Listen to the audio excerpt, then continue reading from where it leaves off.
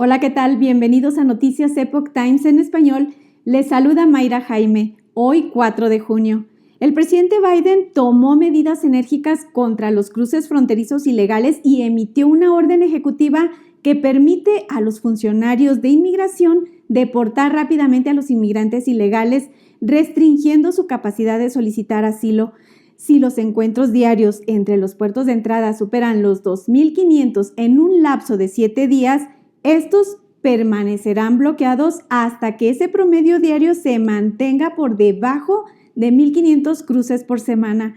La medida se produce en el contexto del proceso electoral, en un momento en que la mayoría de los votantes creen que la seguridad fronteriza va en la dirección equivocada, y esto se refleja en las encuestas que muestran a una mayoría que pone a la crisis fronteriza como una de sus principales preocupaciones. El decreto entrará en vigor inmediatamente, ya que el número de encuentros diarios actualmente supera el límite permitido por la orden. Y por otro lado, la Corte de Apelaciones de Georgia ha fijado una fecha provisional para escuchar la apelación del expresidente Trump sobre el fallo de descalificación de Fani Willis. Es casi seguro que el juicio de la ley estatal contra el crimen organizado, o RICO, de Georgia, comenzará antes de las elecciones de noviembre. De acuerdo con una notificación, los argumentos están fijados para el 4 de octubre. Trump y los coacusados están apelando el fallo que no llegó a descalificar a la fiscal de distrito Fani Willis, después de que ella admitió tener una relación romántica con su principal fiscal, Nathan Wade. El juez de primera instancia, Scott McAfee, dijo que los acusados no probaron que Willis tuviera un conflicto de intereses o que hubiera obtenido un beneficio financiero, pero sí consideró que había indicios de conducta impropia, lo que provocó la dimisión de Wade. Trump se ha declarado inocente de todos los cargos de presuntos intentos de anular los resultados de las elecciones presidenciales del 2020 en Georgia. Una Corte Federal de Apelaciones dice que no aceptará más quejas contra la jueza Aileen Cannon. Ella es la jueza federal de Florida que preside el caso de los documentos clasificados de Trump. El mes pasado, la Corte de Apelaciones recibió más de 1,000 quejas en aproximadamente una semana. Un juez dijo que las quejas parecen ser parte de una campaña orquestada.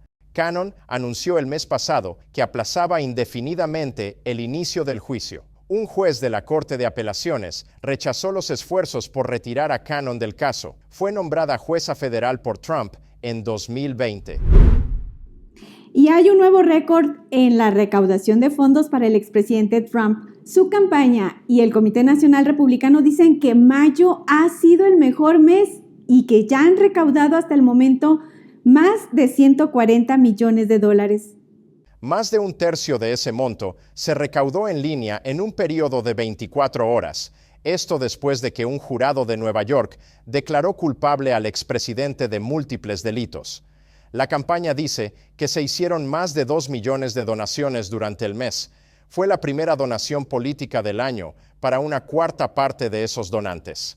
La campaña de Trump y el Comité Nacional Republicano también dicen que las organizaciones que apoyan a Trump recaudaron $150 millones adicionales durante el mes. Estas afirmaciones aún no pueden verificarse de forma independiente. La fecha límite de la Comisión Federal Electoral para las declaraciones financieras mensuales es el 20 de junio. Y hoy se cumplen 35 años de la brutal represión a manifestantes prodemocráticos en la plaza de Tiananmen en Beijing. Le tenemos la información de la vigilia que tuvo lugar en Washington, D.C. para recordar lo ocurrido ese trágico día. El 4 de junio se cumplen 35 años de la brutal represión de los manifestantes prodemocráticos en la plaza de Tiananmen en Beijing. Varias personalidades se pronunciaron contra la represión de la libertad por parte del régimen comunista chino. La Fundación Memorial de las Víctimas del Comunismo organizó el lunes una vigilia con velas y una ceremonia conmemorativa del 35 aniversario de la masacre de la plaza de Tiananmen en 1989. Los participantes se reunieron junto con oradores invitados especiales en el Monumento a las Víctimas del Comunismo, junto a la estatua recreada de la diosa de la democracia. Los estudiantes chinos erigieron la estatua original en la plaza de Tiananmen en 1989, durante las protestas contra el régimen comunista de Beijing. Frances Hui, de la Fundación Comité por la Libertad en Hong Kong, afirma que cuando se dejan pasar las atrocidades del PSC, se le permite que hagan más. No hemos impuesto ninguna sanción a funcionarios de Hong Kong desde 2021, pero la situación está empeorando. La libertad está perdiendo autonomía, está en declive y no estamos tomando medidas. O no estamos tomando suficientes medidas para demostrar que estamos decididos a hacerles rendir cuentas, lo que hace que parezca que ahora somos amigos de China. Hui dice que lo que está en juego no podría ser más grande. Hace 35 años lo dejamos pasar, y entonces fuimos genocidas. Aún no les pedimos cuentas. Estamos dejando pasar lo de Hong Kong. Entonces, ¿qué sigue? ¿Taiwán y el mundo? Creo que el mundo necesita despertar a esta verdad. Piero Tozzi, del Comité Ejecutivo del Congreso sobre China, dice que el PSC busca la dominación global y que Estados Unidos se interpone en su camino. Tenemos que defender los derechos humanos en China, tenemos que defender los derechos del pueblo de Taiwán para hacer frente a esta tiranía, pero en última instancia también tenemos que defendernos a nosotros mismos. Tozzi afirma que no se puede confiar en el régimen del PSC. Todavía hay quienes no han aprendido la lección, hay empresas que quieren hacer negocios con China, hay universidades que buscan dinero en China y la pregunta es ¿con qué fin? El columnista de Newsweek, Gordon Chang, afirma que el inseguro régimen de Beijing está preocupado por el impacto inspirador que los valores y la forma de gobierno estadounidenses pueden tener en el pueblo chino. Tenemos que entender la naturaleza esencial del Partido Comunista. Es malvado y constituye una amenaza existencial para nosotros, porque cree que debe destruir nuestro gobierno y nuestro modo de vida. Chang dice que Estados Unidos tiene todo que perder si no actúa. Somos un país mucho más fuerte que China, pero podemos perder Estados Unidos porque nos atacan y no nos defendemos. En 1988, el descontento de la población provocó manifestaciones en China, con más de 1 millón de personas inundando el centro de Beijing. Expresaron su enfado por la corrupción, la mala gestión económica, el nepotismo y las escasas perspectivas profesionales de los estudiantes. Tras semanas de protestas en la plaza, las tropas respaldadas por tanques aplastaron las manifestaciones, provocando la condena mundial. La imagen de un manifestante solitario frente a una línea de tanques se ha convertido en uno de los símbolos más poderosos del siglo XX. Diversos grupos de derechos humanos y testigos estiman que el número de muertos puede ascender a varios miles. La masacre de Tiananmen sigue siendo uno de los temas más censurados en China, junto con otros temas candentes, como la persecución de la práctica espiritual Falun Dafa. Y apenas un día después de la jornada electoral en México, asesinan a balazos a la alcaldesa de Cotija, Michoacán, Yolanda Sánchez Figueroa.